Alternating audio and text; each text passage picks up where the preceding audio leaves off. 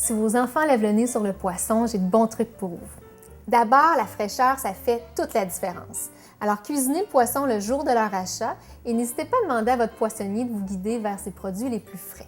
Choisissez des filets sans arête et commencez par intégrer des petites quantités de poisson à des recettes que votre famille aime déjà, comme les burgers ou les pâtes. Puis ensuite, vous pourrez progresser vers des filets entiers.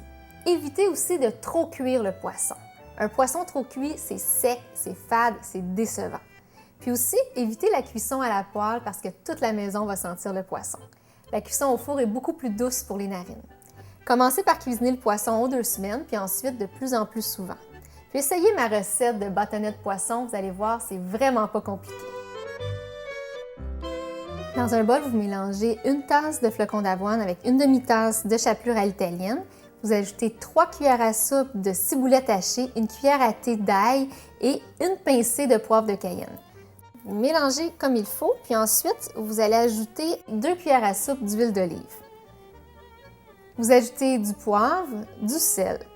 Et dans un deuxième bol, vous ajoutez 1 demi-tasse de farine. Dans un troisième bol, vous cassez 2 œufs avec 2 cuillères à soupe d'eau. Il faut battre.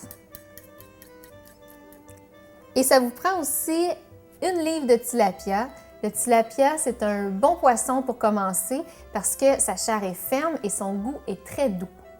Il faut couper le tilapia en morceaux, puis ensuite on est prêt pour la panure. Pour la panure, il faut tremper d'abord le poisson dans la farine, ensuite dans les œufs et on termine avec le mélange de céréales.